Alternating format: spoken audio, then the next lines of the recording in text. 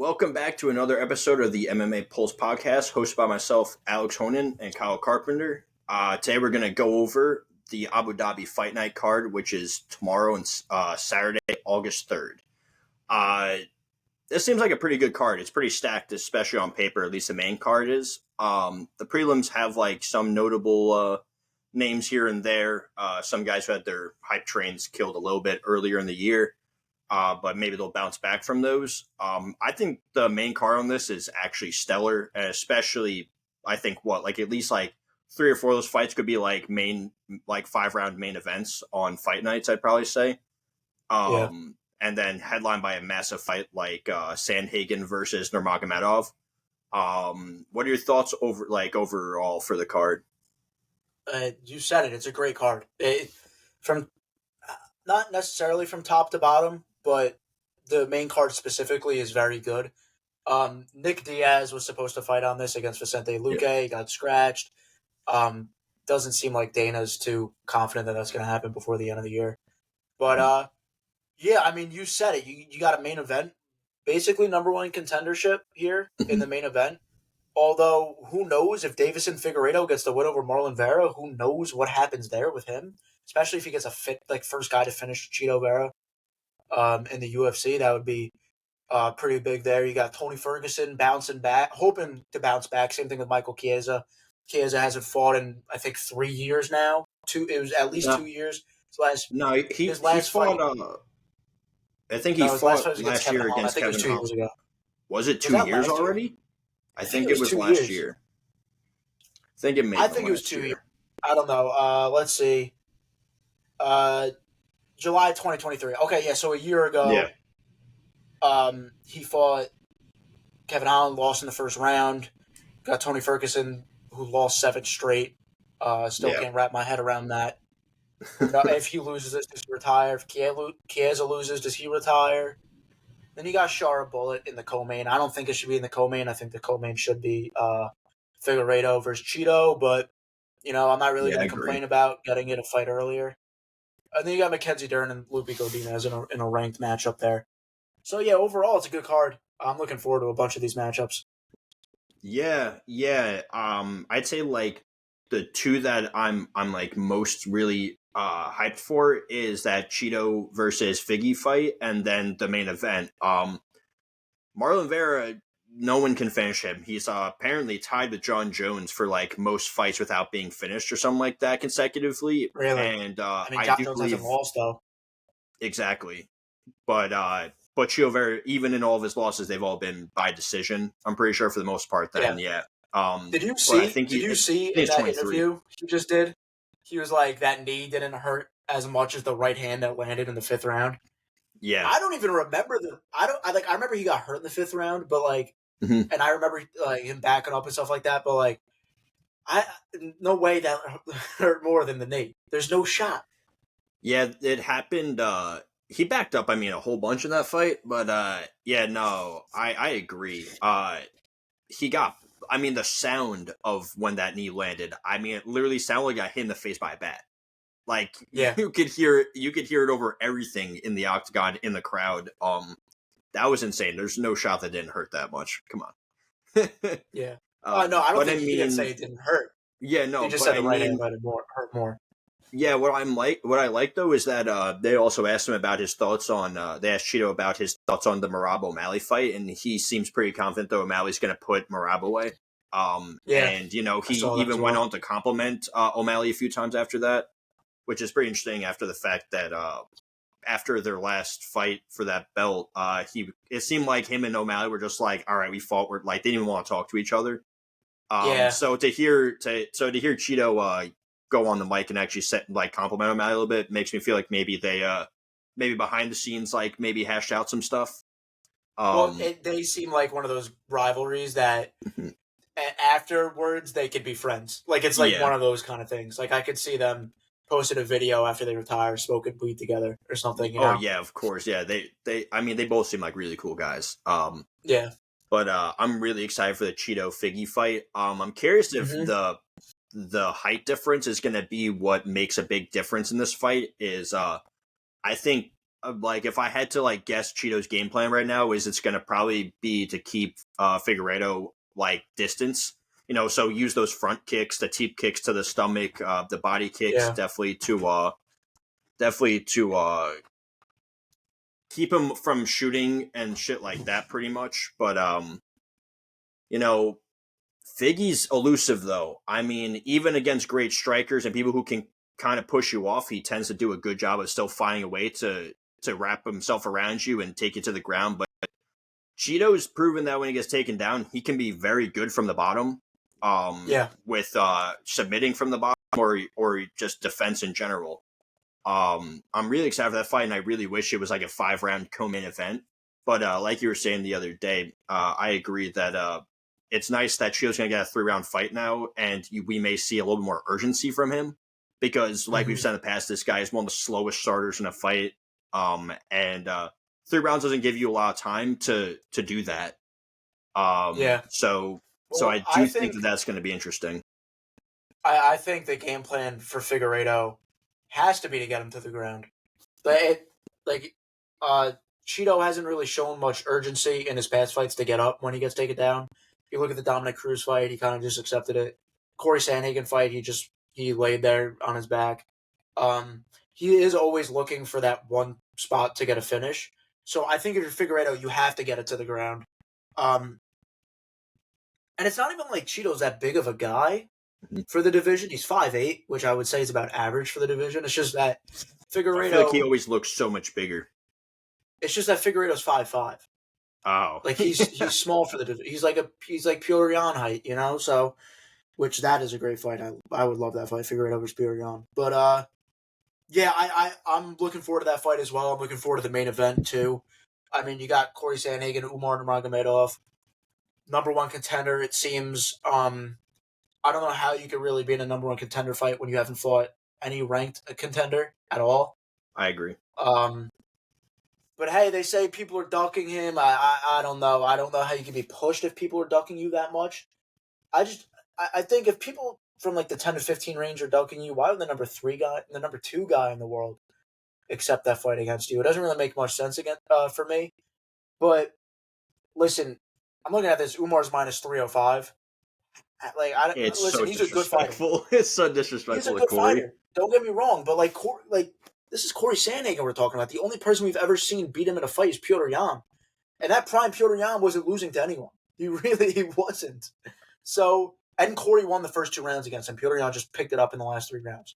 Yeah. So, there are no weaknesses in Corey's game really.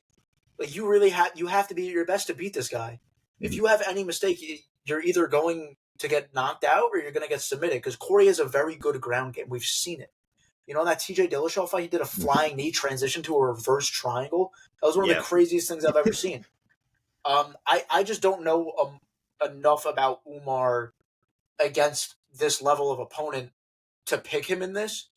Now, we'll learn a lot more about him after this. I mean, we could come out of this saying he's the best fighter in the division, Or we could come out of this saying, I think there are 3 possibilities. We could come out of this saying he's the best. We could come out of this saying he's one of the best. Or we could come out of this saying he got pushed way too early. Yeah. I'm leaning towards if he can't get Corey to the ground, we're going to be talking about he got pushed a little bit too early because in his last fight against the UFC debut guy, he got knocked down within the first minute. And then he just kind of had to grapple him the rest of the way to secure the victory. Not really much, finishing threat from him in that fight. So my money's on Corey, especially at underdog money, plus 300 almost, 3-1. Like, I got to take him there. What are your thoughts? I'm right there with you. Corey is probably as well-rounded as you can really get in that division. I mean, every time he felt that people felt he was weak in a certain area, his next fight, he proved I'm not weak in that area. So, the striking has always been great from him. I mean, he creates highlights with his striking. And then in terms of his grappling and his wrestling, I think that was like his last thing that he grappled a lot and he wrestled a lot in like his last fight. And he was kind of like, I want to show people that I'm not just a striker and I can do all these other things and continue improving. I just want to bring up that in his last fight, he had a torn tricep and he out-wrestled Rob Font. who Yeah. I'm not going to say is a world class grappler, but he out wrestled him for 5 rounds with a Mhm. torn tricep. So I don't know Yeah, what he's. so I'm We'll see curious him how fully this fight's healthy. going to go. I'm curious. Yeah. I'm curious if I want to see how Umar plans to wrestle Corey around because Umar's not a big guy. If Hmm. he didn't look big against his last opponent, and his last Yeah. opponent was also a pretty small guy, and Corey's pretty big for this division. So I think Corey's length, I think the fact that he doesn't fight like a normal fighter is going to be what gives Umar the problems. Is going to be like Corey never stays still. He's never Yeah. standing right in front of you. He's always That's moving what it is for around, me. and He's always moving that constantly. becomes hard to take down, and it gets hard to get the reads on when it's like time to shoot for a takedown. And Hmm. also with a guy like Corey Sandhagen, he may throw a knee straight up the middle if Umar shoots, and Hmm. Umar could be welcomed by a really really tough night if he shoots too early. The Yeah. Nurmagomedovs are known for shooting very quick, very early. Usually less than 30 seconds to a fight, those guys are trying to take it to the ground. I think Corey's going to do his best. See, I'm scared that Corey's going to take the trap of I want to prove that I'm better on the ground, and Yeah. that could lead to his demise in this fight. It's Umar, so he trains with Khabib, he trains with Islam, he trains with all these top level grapplers, and I understand where Corey would be coming from wanting to do that, but Trevor Whitman trains guys like Justin Gaethje also, and he's now training with Corey Sandhagen, and they were at He the is open now. mats. I didn't What know was that? that. Yeah, I didn't know he was with Trevor Whitman now. at the open mats the other day, Trevor Whitman was holding pads for him, so that's pretty Interesting. interesting. And nothing against Trevor Whitman or Justin Gaethje, love them both, but Justin Gaethje is a lot of time a walking punching bag in his fights. And I don't think that's the approach Corey takes in any of his fights. So it's kind of weird to see the different styles being coached by the same person right now. Yeah. I think Corey's going to mix up the weapons. Um, the one thing that I hope he kind of stays away from is throwing any of those kinds of like spinning elbows or any spinning anything. Because I feel like the second he turns his back, Umar's going to try and take him down from behind. Yeah. And I think Corey's going to get it done. I think he'll be able to keep it on the feet enough that he can put Umar away. And if Umar got clipped by that guy in his fight who was making his debut, what's to say you're not going to get clipped by Corey Sandhagen? I mean, Yeah. he's as pristine, accurate. He's quick. He's tough to figure out. Hmm. The only way I feel like that you can really beat Corey Sandhagen ends up being like if you can screw him up in the very beginning of a fight, like that Aljo Yeah. fight. That Didn't he was lose it. that fight in the That very was the beginning? only. That was the worst we've ever seen him. Yeah, And that really, you can't and really he's take much improved away ever from it. He since got then. submitted. He got submitted by Aljamain Sterling and Yeah, went into the fight. I don't think you can really expect to do that if you're anyone. You can't go into a fight expecting to do that, especially against yep. someone like Corey Sandhagen. The last fight I just want to look into it, in depth is this Tony Ferguson fight with Michael Yeah. Chiesa. Okay. How do you see that going, and where do you think they go from there? Because for me personally, I don't really see it finishing before the 3 rounds Mm-hmm. unless someone gets a submission, because I don't really see either of them having the power in their hands at this point in their career to get it done Mm-hmm. there. So if I had to put money on this, it's going to be by decision. Tony Ferguson's plus 500. It's crazy. I know he's Wow. 0-7 in his last 7, but Chiesa hasn't fought in a year. Got submitted in the first round in his last fight. I know Holland is a a higher level fighter than most. Mm-hmm. So where do you see this taking place in the fight, and what do you think happens afterwards with the result? I think I'm gonna go with Tony just because yes, Tony's on this 7 fight losing streak, but also look at the names he's been losing to. I mean, he's Yeah, not losing to like unranked guys. He's not losing to nobodies. He's not like he's fighting Justin Gaethje, Michael Chandler, King Green. He's fighting all these guys that they all still have a anything number but next to their name. They still have a number next to their name.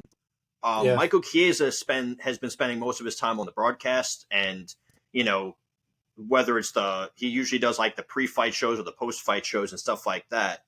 I'm curious if, the fact, like the lack of activity may have something to play in there for someone, especially, getting to that point in their career.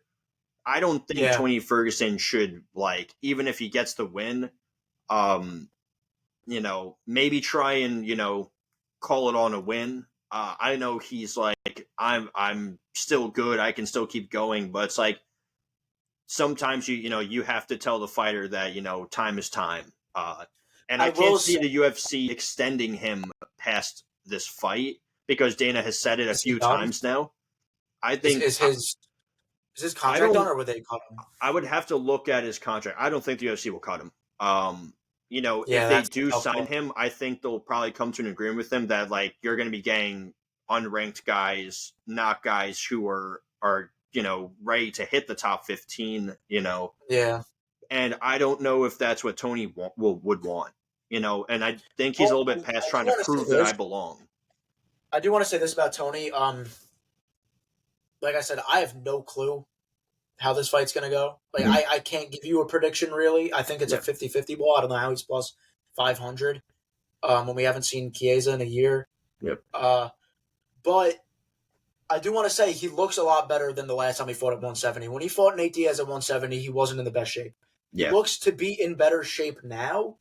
And Chiesa is right on the edge of being ranked. He was ranked in his last fight. He got Yeah. taken out because he lost and because of inactivity. Mhm. So if he does win this fight at 170, I do think there is an opening there for him to make somewhat of a run to get into the rankings at 170. But I just don't see it happening with the fighters he would have to fight against.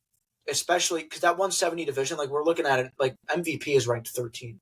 Like I Yeah. don't want to see Tony Ferguson fight MVP. Not at Yeah. all.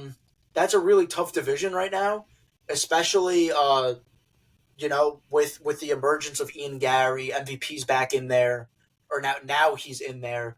You got like I don't see him making a run at least for the like.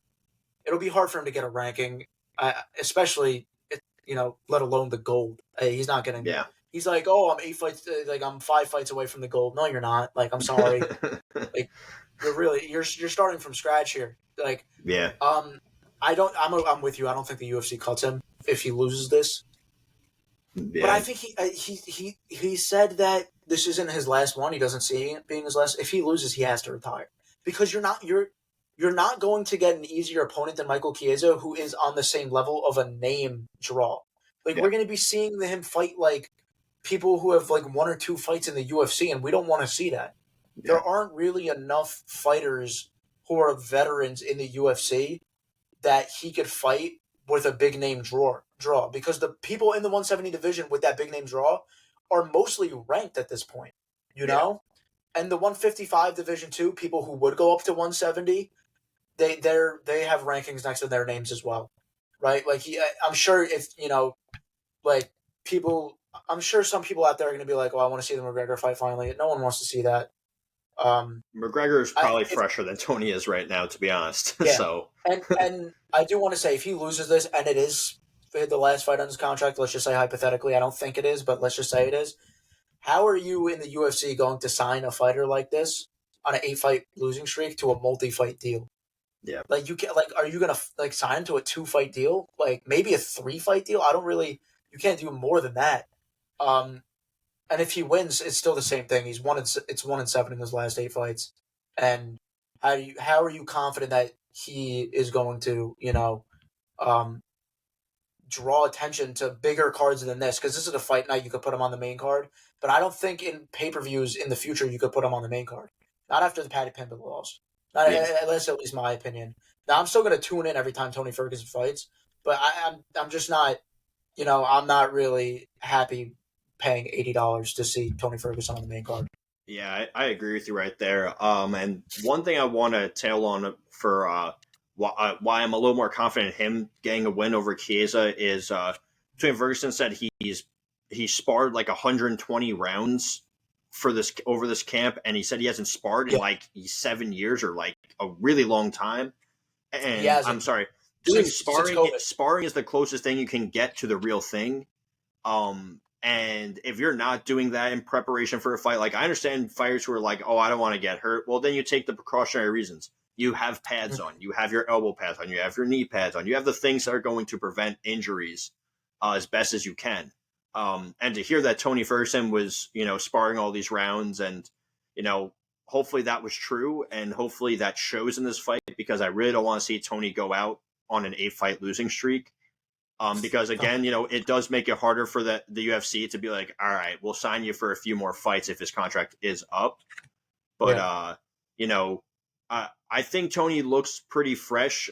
He looks happy, which is nice. He doesn't seem like he's like pissed and super like, oh, obviously he's always dialed in for a fight, but his last few, like, it kind of seemed like he felt like his back was against the fence in his last few fights. Like he knew that, if I lose here, this is bad and this and that. And I kind of felt like he would may have been like kind of defeating himself before the fight happened.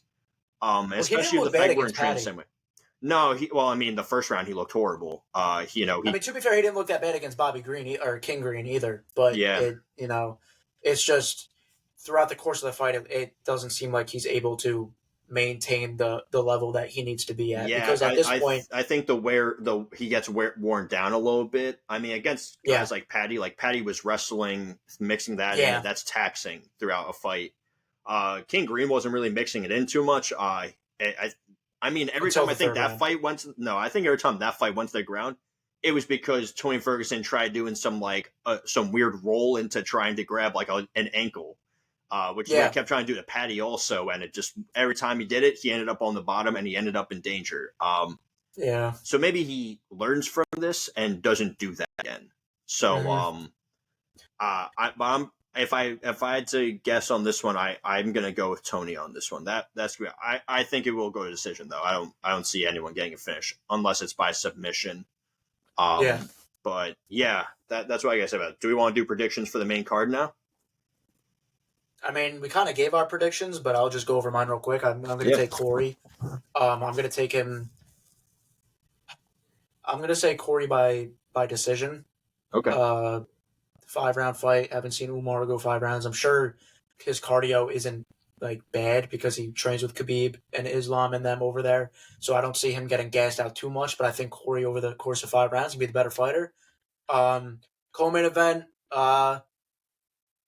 I don't know. I think Shar is the better fighter, but as we saw in Mikhail Olasechuk's last fight with Kevin Holland, he cracked Kevin Holland like 10 seconds into the fight. So, I mean, I don't know. I'm going to take Shara by decision.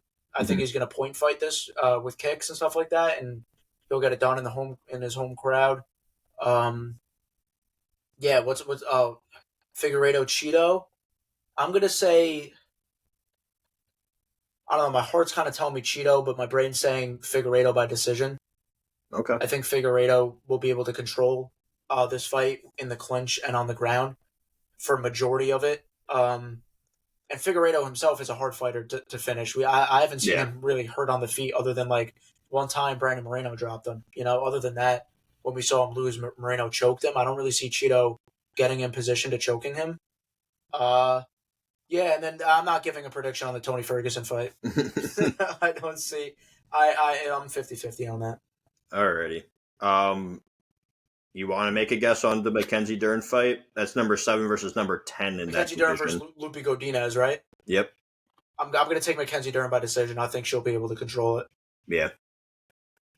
I haven't seen the other two guys who are the first fight on the main card enough to make a prediction. I don't know enough about them. I know Elvis Brenner has had some nice finishes, though. I am aware of that. Yeah. The Menafield fight should be that fight. I think they put it on the prelim, so there is somewhat of a notable fight on there. But I don't understand why that's not on the main card. Yeah. If you have top 15 guys, they should be fighting on the main card. I agree. I'm right there with you. Yeah, my predictions, I'm going to go with Corey also on that one. I don't know. I think we might see a Corey by finish. I think we saw Umar's chin get... I think Umar's chin got a little tested in that last fight, and that wasn't promising because it wasn't even like the cleanest of clean combinations, and Corey's too crafty. I'm sorry. If you're having troubles with someone who's never even fought in the UFC before, Corey's going to put you in for a long night. Plus, Umar did go up like 3 or 4 ranks from being someone who was unranked, which is beyond me. it's weird for me because they were scheduled to fight, and a then while ago. Umar got hurt, and then Corey fought Rob Font, and then Umar got a fight in between an unranked guy, and now he's fighting the number 3 guy. Like, Yeah. it's weird that they didn't just rebook that right away, and that they gave him an unranked guy in between, and then gave him the Corey fight again. Yeah. But, I mean, for me, Corey's last 2 training camps have been for Umar. So Yeah. that's the big thing for me. Umar had a training camp for Corey.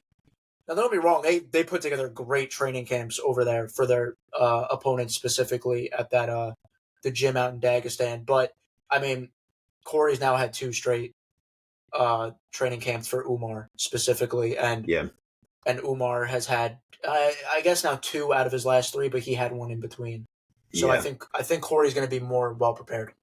Yeah, I'm with you on that one. The Shar Bullet fight, that one's interesting because Shar Bullet showed like no urgency through 2 rounds in his last fight, and then at like midway through the 3rd round, he like turned up and just pieced the guy up against the fence and finished him. Well, he grabbed the fence. Like, he should have got a point taken. There were a bunch of times. He ended up winning the fight by stoppage, but he grabbed the fence and it prevented a takedown, like, very blatantly, and the ref saw it. I don't know how that's not a point. That's something that's been happening. And he didn't give him position either. That happened in the France card. That happened in that the England card like a million times, where people were grabbing the fence and the refs didn't say nothing. Yeah, I saw it in I was watching the PFL fights earlier today, and I was noticing the same thing where a lot of fighters were grabbing the fence and the refs are just not doing anything about it. And I was like, this is crazy, because they used to be like super on top of that, and now it seems like they're loosening up for some reason. But no, I think we might go. I don't know. Shar Bullet. I think he'll get it done. I think he'll get it done. I think he goes to decision. He's fresh. It has to be Shara.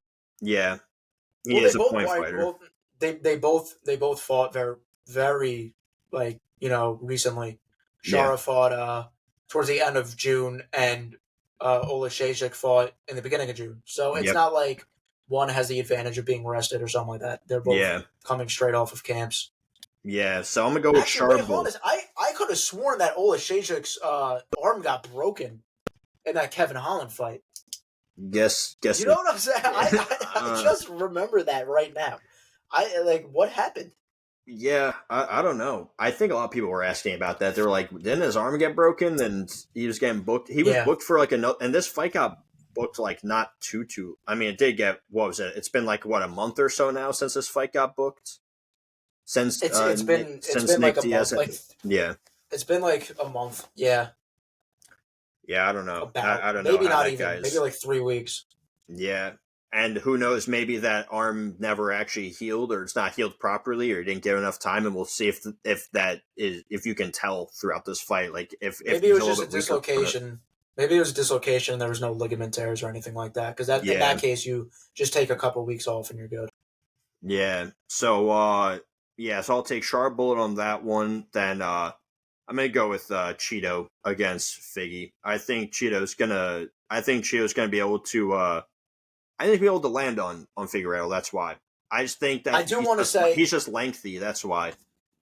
Yeah, I do want to say for our the people listening to this who like to bet on these fights, for me it's a 50-50.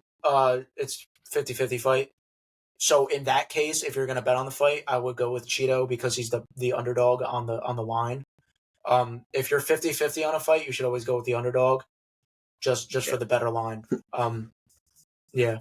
Yeah, and then following that, I already said I'm going to take Tony. I don't know how, but I think Tony will get a W next to his name after that one. I don't know how, but some way, somehow. Tony Ferguson's going to make it happen. He's going to make it happen. But I'm going to go with Mackenzie Dern getting the win over Lupe Godinez. And if I think that's going to be a close one too. And if I had to, because they're both really freaking tough. Those two that one may honestly be a bit of a brawl, I'm not gonna lie. And if I had to take a random guess of who's gonna win that first fight on the main card, Joel Alvarez did actually look pretty good in his last fight, but Elvis Brenner has some crazy power in his hands sometimes. I might go with Elvis Brenner. I think the Brazilian will I was gonna say I'm gonna go Brenner on it. I do know Brenner. I don't know much about the guy he's fighting. Yep. But I do know Brenner is a good fighter, and I think he'll get it done. That's me saying I don't really know much about the guy he's fighting. Yeah. But those are our predictions for UFC Abu Dhabi tomorrow, actually. And we will be releasing another episode in the next couple of days, guys. We had an interview with AJ McKee, so look out for that. It was great talking to him, and we'll give you guys some more of a breakdown when we release that interview with it. All right? Thanks for listening.